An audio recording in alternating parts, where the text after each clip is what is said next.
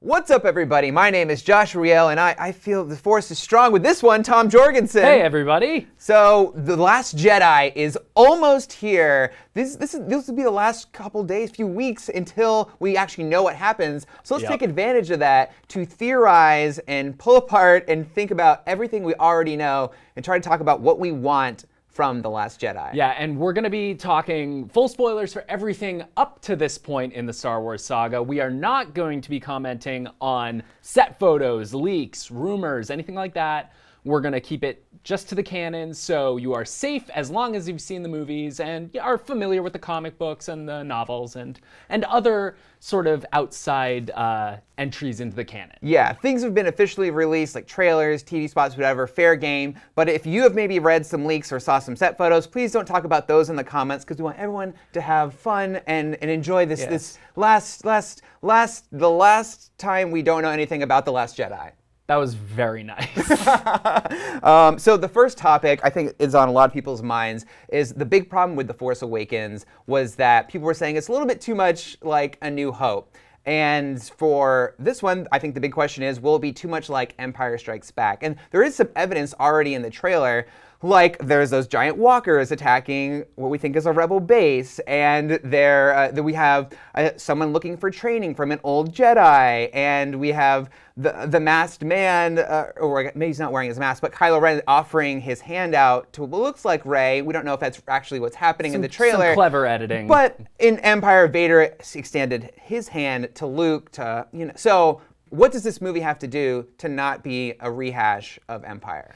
I think it needs to do a better job of kind of couching these Empire references as just that, just like light references, just almost more leaning into the visuals and not so much the sort of content of what's happening. So like, yeah, sure, show us walkers marching on the rebel base, but maybe, there's something different they can do with that moment. Maybe the rebels are not as outgunned as they were on Hoth when that moment happened in Empire. Oh. But yeah, I think I'm really interested to see them subvert expectations, use the Empire connections to subvert expectations. So maybe we do see this training sequence on Ahch-To, but maybe, as we see in the trailers, Luke is very, very hesitant to be training Rey, whereas Yoda is happy to do it, well, I know he gave Luke a really hard time. After Obi-Wan sort of is like, hey, man, like, you train him. Just train him. He is our only hope. He is our only hope. Aside from Leia. Yeah. What do you think? What do you think it has to do to avoid the Empire comparisons?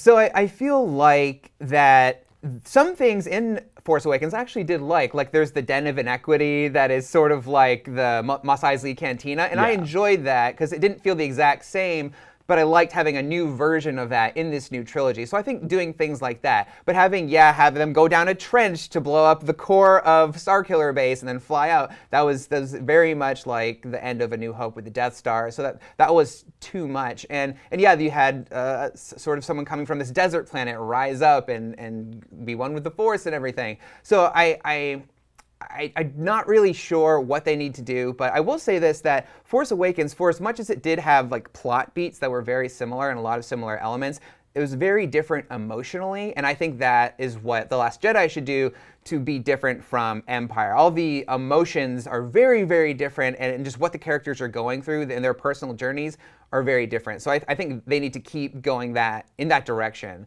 Like, for example, it looks like there's going to be a cave scene. Yes. So I don't want to have her have the same sort of discovery that Luke had in his cave scene, but because she has a very different journey than Luke. Luke just wanted to, actually, no, she wants to know about her parents, and he wanted to know about his parents. But we don't. But I think what you're saying is that we don't want to see Rey going into this cave and fighting Kylo Ren and the mask exploding and it's her face inside it. I think we can do without that. Yeah. So using these moments to sort of reference and pay homage. Pay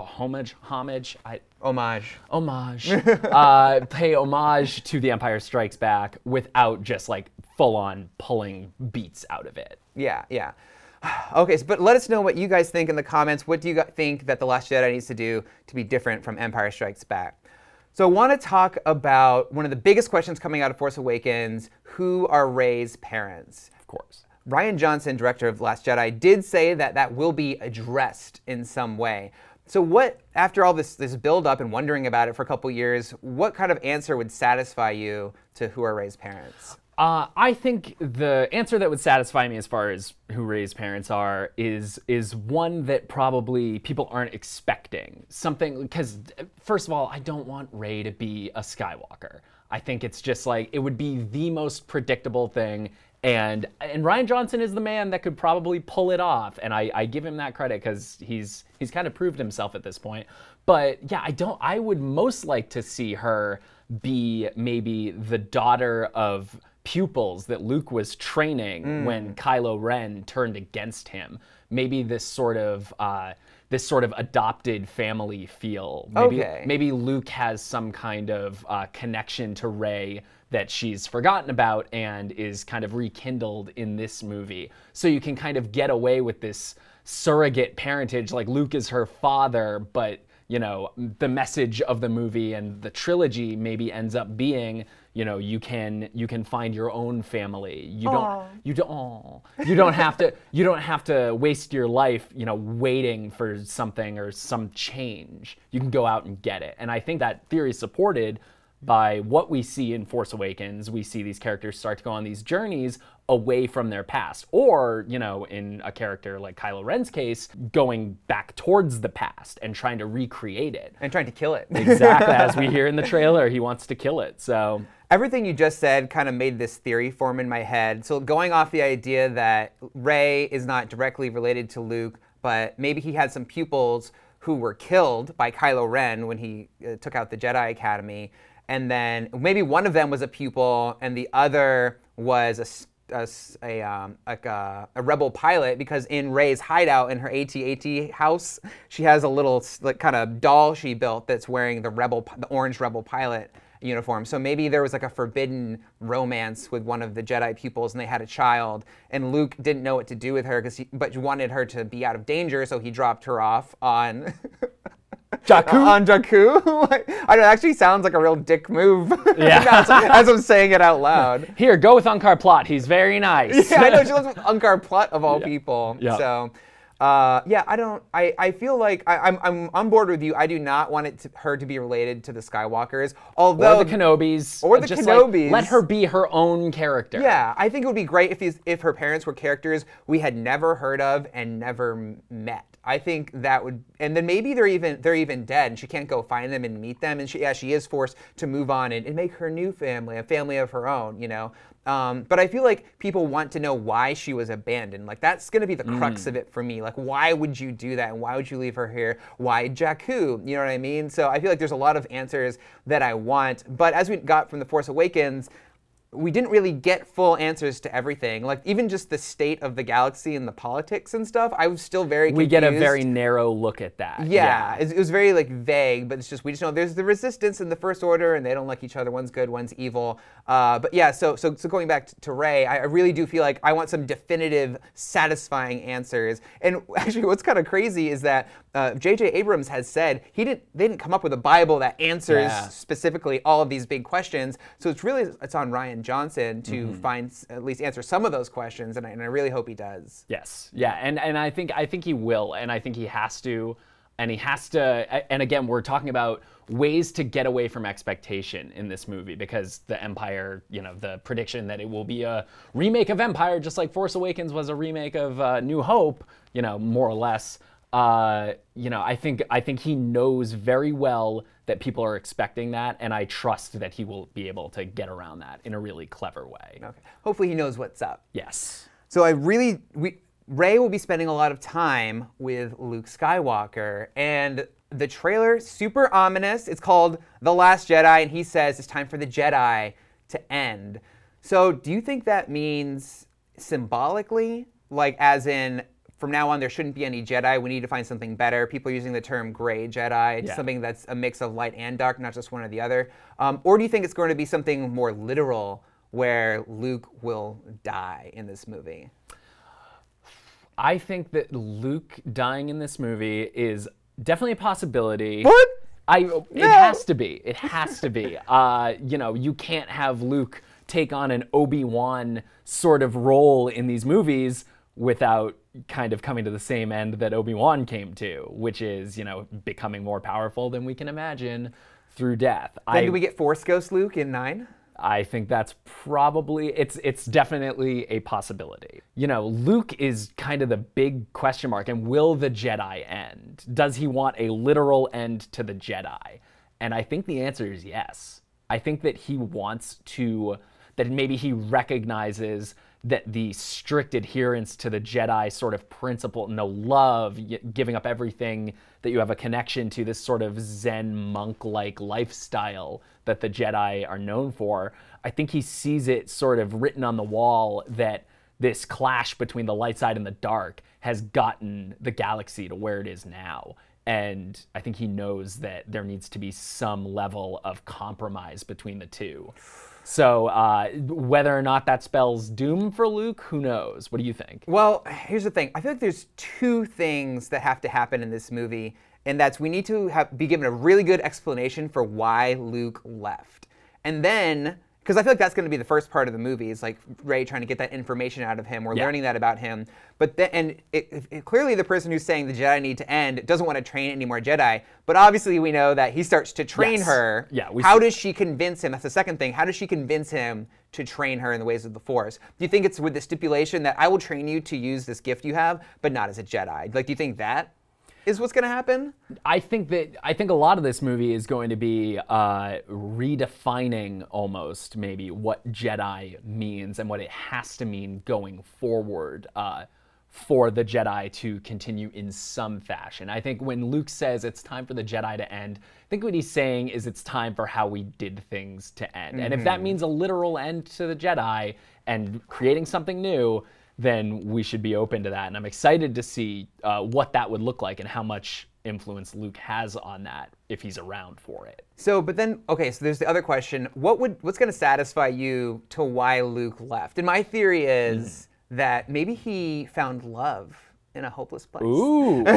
Like, what if he did? And that, I think that throws off, and maybe something happened to her. Kylo Ren killed her, as maybe she was helping teach at the Jedi Academy or something, right? So I'm thinking, because yeah, what could have happened that was so bad that made him turn his back on the Resistance and leave the fight with the First Order and everything? Yeah. That's so crazy that he would abandon everyone. Right, and we get that line in The Force Awakens where Finn and Rey are asking sort of Han Solo about what the hell's going on, and he says Luke left after Kylo turned against him because he felt responsible for it, and he went in search of the Jedi Temple. And I don't think that's probably the whole story. I think we're going to get it a little more. But I do think this guilt and this realization that there's a line in the trailer where Luke says, I've seen this kind of raw, talking about Rey's power. He says, I've seen this kind of raw strength once before. It didn't scare me enough then, but it does now. Obviously referencing Kylo Ren. So I think this will end up being a redemptive story for Luke as well, for his sense of responsibility for what happened at his Jedi Temple. So I think the most satisfying thing they could do as far as explaining him leaving is sort of using that as his driving sort of arc in this movie, is kind of finding his faith in himself again. Oh man, yeah. That's really nice, man. But of course, he is clearly afraid. Fear is the path to the dark side. And all the posters, it's look at this image we have here, light and dark. Do you think Luke has gone to the dark side or anything? There's tons of theories, so I guess now we're just kind of running through a couple of them now. Yeah, and it's certainly, I mean, look at that. Does that look like the kind of guy that's going to watch Saturday cartoons? No, this is a man that probably is being tempted by dark forces. I think that a full-on dark side Luke is probably not in the cards. I would be shocked for no other reason than it's just so hard for me to imagine Luke Skywalker, this champion of the light, going full dark side. I could see him pushing more, as you said, towards like a gray Jedi type thing, and maybe learning to let in those sort of dark side Let it in. itchings or feelings. But I don't think we're going to see a full heel turn for Luke. I will say one thing I need to see in this movie is that green lightsaber. Yes. Oh, I missed the green lightsaber. I had just this fantasy going into Force Awakens because we knew nothing about what Luke was going to be doing in the movie. And the whole time in the movie, I thought we were just going to get this scene where everyone's in peril, and then all of a sudden the ground starts shaking, and, you know, bubbles start rising up, and we turn, and it's Luke, and he's fully using the Force, and he's got the green lightsaber and everything. It turns out he wasn't even in it till the very end, and he didn't say anything, and I was super upset. But now... You okay? I'm going to make it. Can we keep going? Okay. Okay. That's just what that's what I want from Luke. And then some answers about all this really important plot stuff. But first, the green lightsaber. Yes, the green lightsaber. For seeing Rey and Luke like back to back with those lightsabers, like I think we're gonna get a fight scene with my them. God. Oh man, please. So let's talk about Kylo Ren. Yes. He had a rough time in The Force Awakens, and so did Han Solo. One more than the other, I think. I think the big question is, can Kylo Ren be redeemed? Because where else do you go when you're that far into the darkness, right? And he has a very interesting story because it's not like he's fully embracing the dark, or he's trying to, but he keeps feeling the pull of the light. And I find it very interesting how he views Vader. He feels that Vader turning to the good side in the end wasn't a good thing. He feels like he was betrayed, right? And he was tricked into, and that's a weakness, the thing that he went back to the light. He thinks darkness is strength because whatever Snoke taught him or promised him.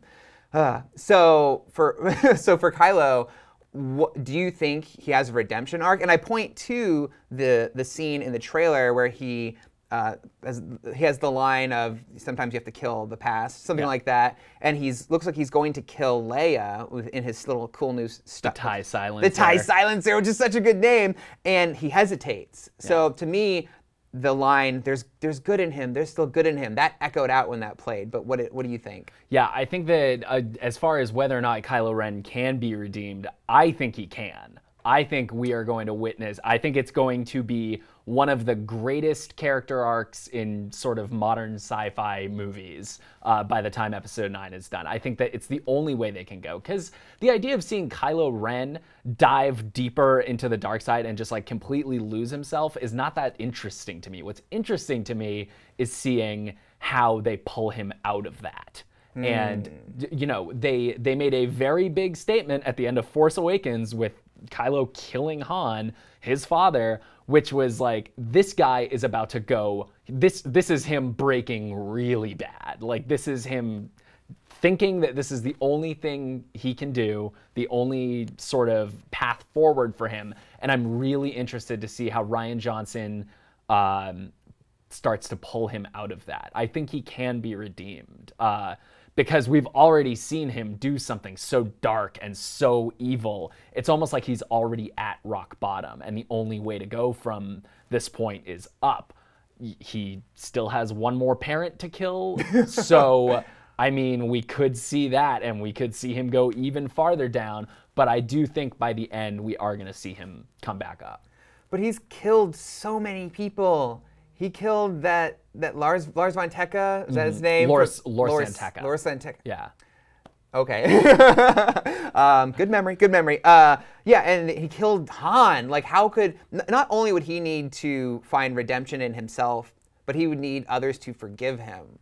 How could Rey, even though she only knew Han for like 10 minutes, how could she forgive Kylo for doing something like that? Whether or not Rey can forgive him, that's one question. But the greater question is, we're asking how after killing all those people could he be redeemed? Darth Vader killed a lot of people. He killed Obi-Wan. He killed younglings. Tusken Raider. Like he was responsible for the Jedi Purge. Well, with Palpatine, but he was a huge part of that.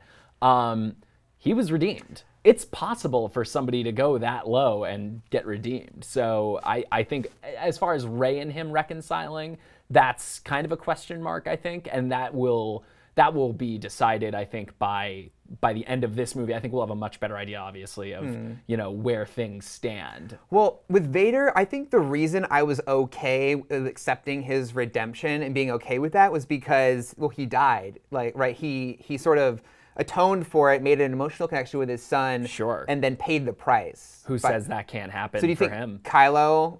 Do you think he can go on living past the trilogy, or do you think he has to die to be redeemed, like Vader? Maybe not in this movie, and of course that's this isn't necessarily a forecast for episode 9. That would be Let's do it, man. All right. We're gonna switch. We'll start doing that. But whether or not Kylo Ren survives the trilogy, I would probably put my money on no. Really? And I agree with you that there needs to be a price paid.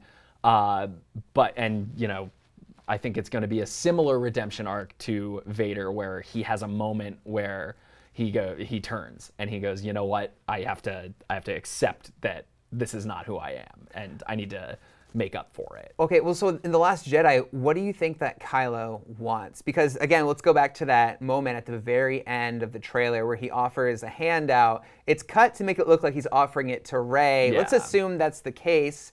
What would he want from Rey?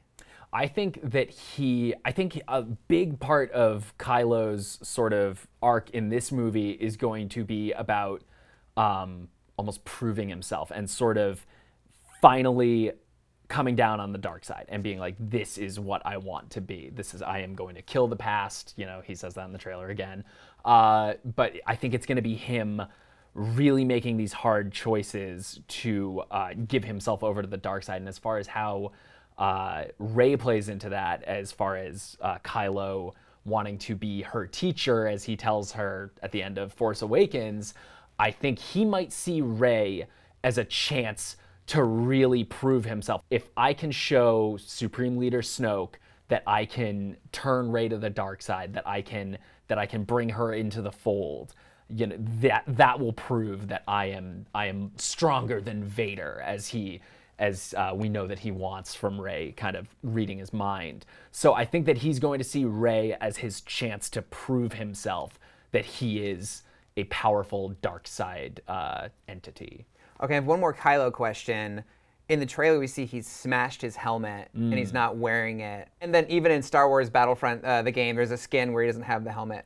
Yeah. And he's got the scar, like his new Anakin scar, that Rian Johnson said he moved because scooch that. Yeah, over. it looks kind of weird coming down the nose. So I guess it makes sense to give him. He now looks more like Anakin, like his idol, like Vader. Man, it's everything rhymes. How about that?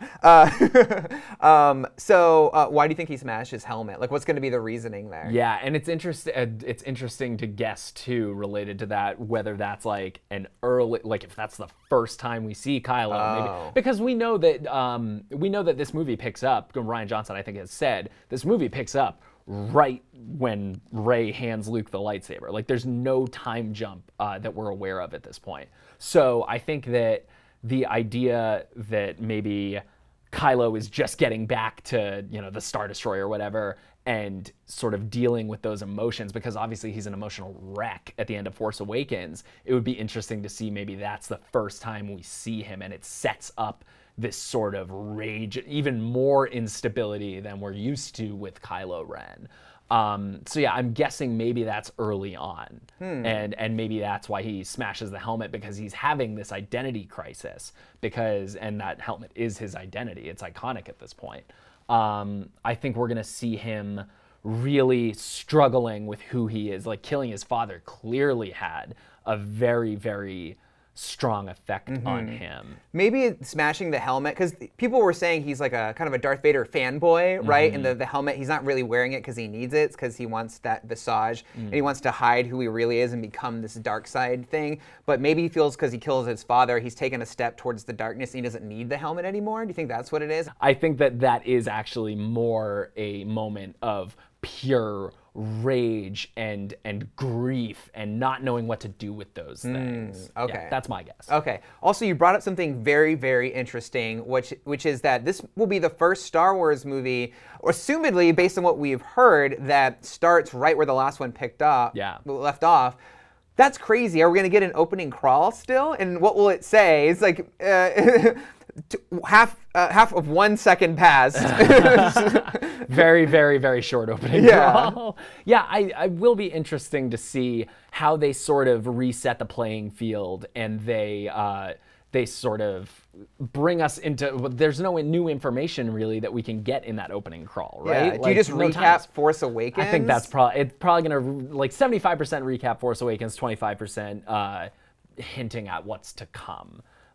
So yeah, it will be interesting to see, and that's one more new thing that this movie can do that other Star Wars movies haven't, which is sort of tell this more condensed story, because I think the original trilogy spans like 5 years or something like that. Something like that, yeah. Yeah, so I think that more condensed time frame might lead to more drama and more sort of stakes, because everything feels more immediate. Well, I will say this, in Empire, Luke and Yoda, it's very nebulous to how much time passes there, but I think it was months he spent there.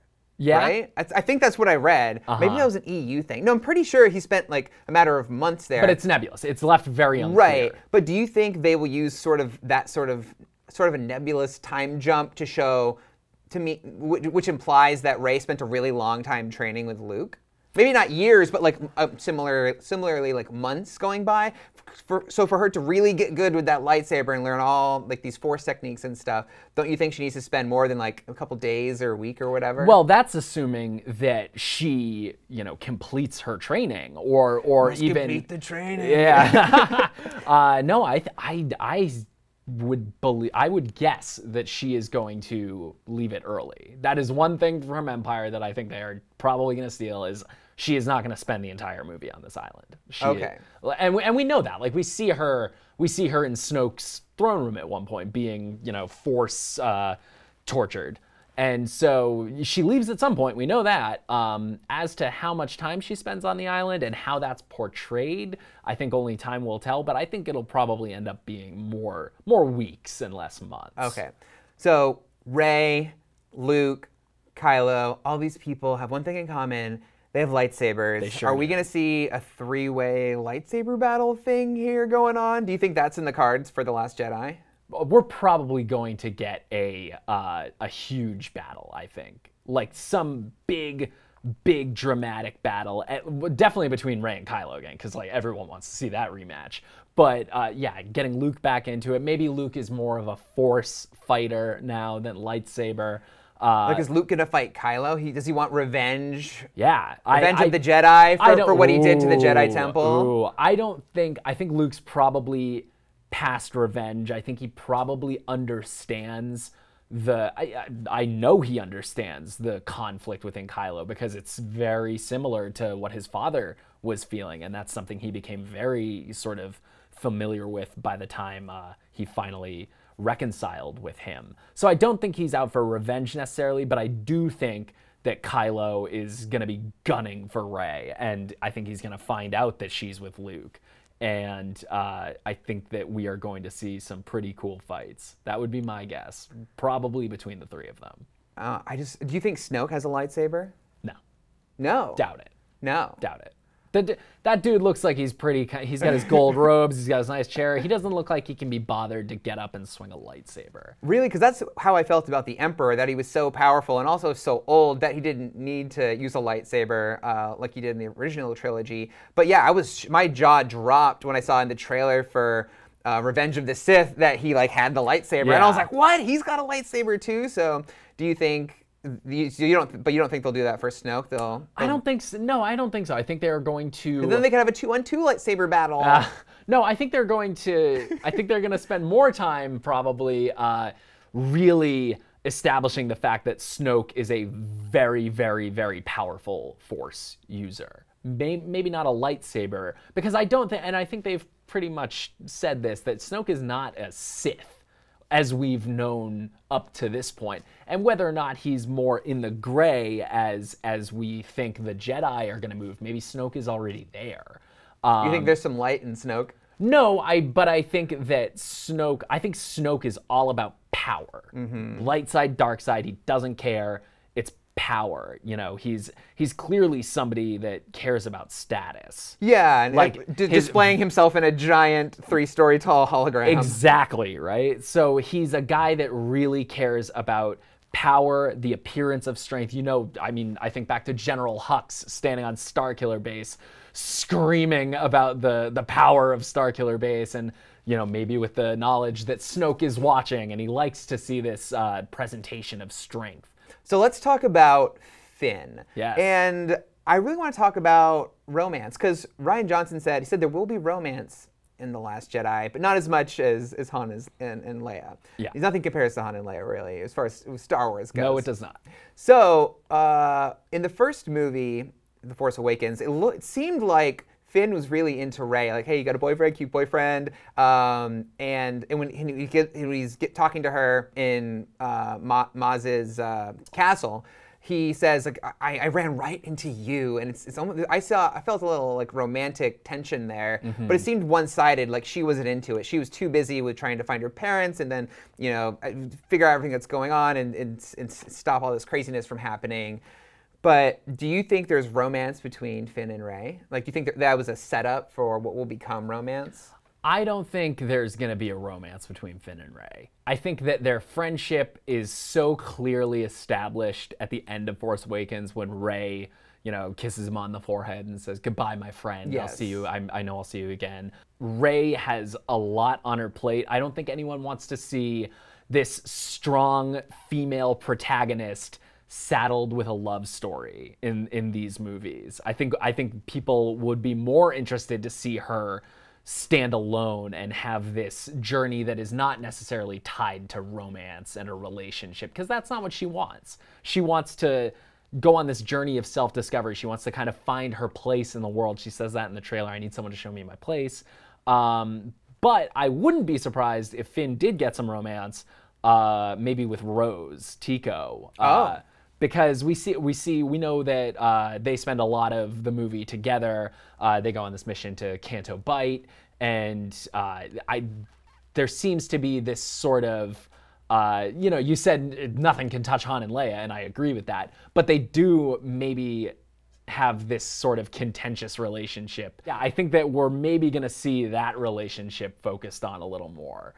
Establishing, and maybe that's not paid off in this movie, but I do think we probably will see Finn and Rose start to develop this connection. I could see that, and yeah, she is like a character who is sort of obscure, right? Like on purpose. Like she is someone who's just a mechanic for the Resistance, and she's not the big star pilot, and she's nothing flashy or anything. Much like Finn was when he started. He was just a rank-and-file stormtrooper. Right. So I think, yeah, maybe they'll relate in that way. And yeah, I think there's a lot of interesting material to go there. To not someone who's like whose destiny is being guided by the Force, and it's like all important, and it's just like people who like boots on the ground people in the Star Wars universe. I think that's really interesting. Yeah, and that's something that you can have like a romance into that, and have Rey be the Luke of it, who ended up being sort of more monk-like after kissing his sister twice. But no, I think that's the way to go. You know, some people ship Rey and Kylo. Do you think there's anything there? Probably not, but I do think that it's possible that there could be some kind of that they will come to at least respect each other, and that's assuming that Kylo sick has, man, that's twisted. Yes, that he has this redemption arc that I really think he's gonna have. You know, maybe they can have something. A romantic relationship would be crazy. If we want to talk about the craziest predictions we can make about this movie, that would probably be top of the list. Maybe I could find something crazier. What if Finn and Poe, as the internet likes to ship, what if they get together in a surprise move for Star Wars, the first ever on-screen gay characters for Star Wars? I think that it would be great, because Finn and that relationship in Force Awakens is just like the most adorable. It is. Just they're so enamored with each other. They have like electricity. Oh, that's one hell of a pilot. Yeah. That's one hell of a stormtrooper. Bow, bow, bow, bow, bow. Yeah, I don't think it's gonna happen. I think it's probably gonna be Finn and Rose, but I would love if Finn and Poe, if that happened, if they became the first gay Star Wars couple on screen. Yeah, because the internet went wild for it. At least Tumblr did, right? And the looks they have between them, there is something there. There's like a chemistry there. I don't know if it's romantic. I really think the internet doing that is more of a symptom of there are no gay characters in these big budget Hollywood movies. So people just latch onto anything. Like any two guys who are like friends, like Cap and Bucky, like there was a whole campaign to make them boyfriends. It's like we're starved for any sort of like just sign of queer characters in these big blockbuster movies that people are just like desperate for it. But yeah, I don't think they will. Not because I think it would make for a bad story, but because of like practical business reasons. Unfortunately, they're countries they want this movie to open and perform well, like Russia and China, that have very, let's just call not so nice draconian laws regarding homosexuality. Yes, so I don't think it'll happen there, but I think it is worth addressing because it has been in the conversation. Like we're gonna get there. We're not gonna get there soon enough. Not gonna get there in this movie, I don't think. Not with Finn and Poe, but yeah, I do think we will see Finn get some romance. Get some romance. Okay, so. Obviously, in between movies, we had the tragic passing away of Carrie Fisher, which leaves Leia up in the air. Now, we do know that she finished all of her work on The Last Jedi. It was in post when she passed away. So she's going to have a complete story, assumedly, in this movie. But I'm curious to hear what you think about the idea of maybe changing what the end of her story was, so it explains why she's not there in episode 9? Or do they leave this movie as was originally planned and then deal with that somehow in episode 9, where they talk about she's off in a star system doing something else, or she passed away, or she was killed in a battle, or something like that? So how do you think they handle the fact that Carrie Fisher's not around anymore? I'd be really surprised if they changed drastically where they leave Leia off in episode 8. I think that it just from a practical standpoint, I don't know that they could do it. And I don't know that anyone wants to see that, because people don't want to watch this movie and pick out like, oh yeah, that's what they changed to account for Carrie Fisher's passing away. I think people would much rather wait a little bit, because we know that after she passed, there was this huge rush and kind of freak out from Lucasfilm to be like, oh my God, she was a huge part of episode 9. How do we change this? How do we fix this? I mean, to the point where they let go of Colin Trevorrow, probably not just for that reason, but I think having JJ around is something they were maybe felt a little safer with. But back to how much they changed the story, I don't think anyone wants to see that. I think let's take episode 8 how it is for what it is, and I'm kind of in the camp. I would much rather have some kind of graceful explanation in episode 9 saying, oh, remember when Starkiller Base destroyed the Republic last movie? We need somebody to go and fix that. And Leia will do more good there than she will on a battleship. Maybe maybe that was even part of the plan from the beginning. Maybe she's sort of passing things off to Poe. We know that Poe and Leia have a very contentious relationship in this movie, and maybe that contention comes from Leia trying to push more responsibility onto Poe, more of this sort of commander, because we know Poe loves being up in the sky, taking out like 13 TIE fighters at a time. So I think Poe's journey may end up being, maybe he goes from being this soldier who loves being on the battlefield to becoming this commander, the General Dameron, maybe. Ooh, so that's my guess. I think I'd like to see Leia sort of gracefully relegated to rebuilding the Republic, which is, I think she abandoned her Jedi, the possibility of being trained as a Jedi to be a politician, and I think that would be in keeping with her character to have her rebuild the Republic. Okay, so you don't think they should kill her in the Star Wars continuity? They should just say she's out there doing good somewhere else off screen. Yes. Okay. Yeah. That feels good. That feels right. You know, it's just because she passed away in real life doesn't mean they need to do that to her character. Yeah, and it would almost be a nice kind of move to the fans to be like, you know, yes, Carrie Fisher passed away. It was this tragic end, but you know, in a galaxy far, far away, she is alive. She is well, and she is Princess and she Leia is will doing live on good. forever. Yeah. Yes. Yep. I can already see it that when the credits roll, it'll be, you know, dedicated to Carrie Fisher. Like that's and we'll all cry. Yeah, it'll be very touching. Yeah, it's gonna be crazy watching this with her. Yeah, it's gonna be hard. I think the news of her death hit everybody harder than we thought it was going to, and that's gonna make watching this movie even more emotional. Is knowing that this is Carrie's last movie, her last Star Wars movie, and I'm excited to see what they do with her.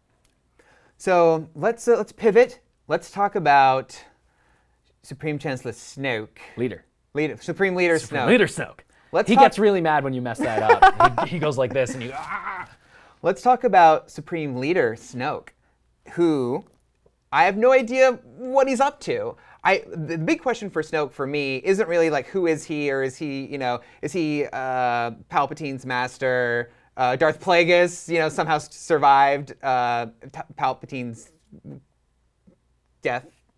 Betrayal. Didn't Palpatine betray Plagueis, right? Because he tells I think that's implied. I don't think right? there's hard canon to say that Palpatine killed Plagueis. But forget any of that. Anyway, back to the point I originally made before I got confused about what I was talking about. Pivot. I think that what's most interesting to me is, what did Snoke offer Kylo Ren? What did he do to turn him to the dark side? That's what I really want to know. It's like the number one question I want answered. I think that Snoke is a very insidious villain. A very Darth Insidious villain. I think he probably saw this turmoil in Ben Solo that already existed before he got there. I think he probably was already having feelings of like, oh my God, I have this amazing, crazy family legacy to live up to, and I don't feel like I can do it, and I'll do whatever it takes to live up to the Skywalker you know, he's Solo, but Skywalker family legacy. So I think that Snoke didn't have to do a lot. I think he probably was just like, hey, you wanna be as strong as Vader? Hi, I can help. And the sort of turmoil that he was already dealing with is just kind of channeled to that way. He was probably very suggestible and very vulnerable. And I think Snoke took advantage of that. We see Han in Force Awakens sort of allude to that Snoke is playing him, that he's going to crush him when he's done with him. And I think Kylo knows that to a degree at this point, too. So I am interested to see how he reconciles that knowledge with also needing to prove himself to Snoke. It's an interesting sort of duality to that character. And for Snoke, but okay, so that's sort of a micro thing. What's his big plan overall? Like, what does he want to use Kylo to do, right? Yeah, and that's a huge question, because obviously we know that Snoke is the leader of the First Order. The First Order seems hell-bent on destroying the Republic. You know, we don't even necessarily know that Snoke wants to destroy the Jedi. It's not like he ever says like, oh, I have to destroy the Jedi. Well, he does. I think he says something along the lines of, we need to stop them from getting to Luke so the Jedi don't return, right? I think he wants to keep the galaxy in a state where there's no one who can oppose him, so the First Order can continue steamrolling the Resistance. Yeah, I'm very excited to see his motivations sort of fleshed out a little bit. I don't need a ton of backstory. I am interested to know how long he's been around, and we know it's a long time. I think he's very, very old, like hundreds and hundreds of years. He was around during the original trilogy and hiding somewhere, and right? Far behind, yeah. So I would like to know sort of where he's been and who he is. I don't need a ton of time spent on it. But yeah, the question that I want answered about Snoke the most is what is his end game? And I do think it is this sort of, if not the exact same motivations of the Sith, it probably lines up kind of close to that. Okay, do you think he does Force lightning? I mean, we know he's good at that sort of Force backbreak thing. Right. So Force lightning is a very Sith, a very Sith thing. It's a very Sith sort of move. So maybe something new. Maybe not Force lightning. Oh, Force fire. Just that would be pretty cool. Flamethrower hands. Yeah, something like Maybe that. that's how his face got like that, because he was trying to use the Force fire for the first time, and he burnt his own face off. Or that looks more like a Force machete. Like, oh! Yeah. So maybe Snoke uses Force machetes in this movie. Yeah. Or maybe both. One's a machete and one's a flamethrower hand, and he really just gets in there. He doesn't need a lightsaber. He's just machetes. People are going to be like, Rian Johnson went really crazy with this movie. Yeah. So, and also he has that massive Star Destroyer that looks like 10 times the size of a Super Star Destroyer. Do you think that will be sort of the new kind of like death big weapon they have to take out, or that will destroy like a planet or a fleet or something? I think we're It looks like it could take out a whole fleet by itself. It does, and I think we're done with the planet killers. I think they could do one more. Oh God, no. Oh, like half built and it's like Star Killer base, but only half it. Oh my God, people would riot. No, I think they're done with planet killers. I do think that the Mega Star Destroyer is going to be the new sort of flagship villain ship for for the remainder of the trilogy. But yeah, I am interested to see that thing's firepower and see that in a fight. Just like, thousands of laser bolts coming off of it at the Rebel fleet or the Resistance fleet. Oh my gosh. Yeah. Yes. So, last thoughts before we wrap up. What's the thing most out of everything we've talked about? What's sort of the thing you want most to feel coming out of this movie? I want to know that going into Episode 9, we are going to have a playing field unlike any we've ever seen in a Star Wars movie. I want to end Episode 8 with just characters being places that we never could have imagined them. Because even Empire Strikes Back, Luke begins the movie by seeking out Yoda, seeking out this training, and by the end of it, even though he's given it up, he has become, he's taken steps to becoming a Jedi, and we kind of, you can infer that just from, guessing. Mm-hmm. I want to see by the end of this movie, we talk about Kylo Ren's redemption. I want that sort of arc to be in a very interesting place. Either he's on his way or he's way darker. I want to see Rey either, really taking up this mantle of I'm going to continue, or I'm going to begin this new stage of the Jedi, or maybe Rey falls to temptation, and maybe Rey becomes this sort of could she go full dark side? Probably not, but who knows where she's going to be emotionally and on her journey as a Force user by the end of this movie. So I want to see the playing field completely changed so that the Return of the Jedi comparisons that will inevitably be made about Episode 9 are impossible. That we're just in a place where it's like anything could happen. Yeah, what about you? I'm not sure I have particular plot points I need to see play out, except for Luke igniting that green lightsaber at least once and going to town with it. But I do want to feel a sense of satisfaction, because Force Awakens raised some big questions. Who are Rey's parents? Why did Luke leave? I really want to know the answers to those things. I want those to be addressed to satisfaction in this movie, so that, the next movie we can move on to something else and something new. I don't want to be worrying about the same stuff that I was after Force Awakens came out. And so by the time it ends, I want to be satisfied. And that also means I don't want it to end like Empire. I do not want a cliffhanger. That would drive me crazy. That's one of the big criticisms I have of Empire. Even though it is regarded as the best of all the Star Wars movies, it feels incomplete to me. That's why Return of the Jedi is actually my personal favorite of the original trilogy, because there's so much closure in the end. And Ewoks. And speaking of Ewoks, something that we did not talk about in this video. We somehow made the whole video without one. Porgs! Just porgs. Nothing about them. We're just excited for porgs. I just had to say it. You're excited for porgs. I feel like people they've gone a little too much, and porgs I'm kind of over porgs. Okay, well, I'm not over porgs, and I can't wait for them. I'm hoping they use them to. There's this little cute Porg stuff in the movie, and they don't overdo it or anything, because goodness knows there's already enough merchandise. We also didn't mention BB-8. He's gonna have some other BBs with him. Evil BB-8. And there'll be an evil BB. Yeah. Oh my gosh. Yep. Lots to look forward to. Lots to look forward to.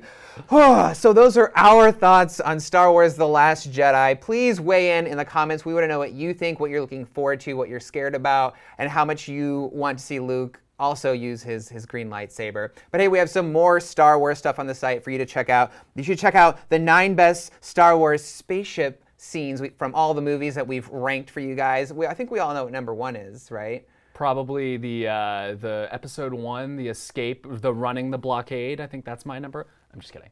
It's not that. I was like, whoa, what? Don't at me. And then also we have a video for every Star Wars game ever. Be sure to check that out on the site. And for more on IGN, be sure to follow and subscribe wherever you like to watch.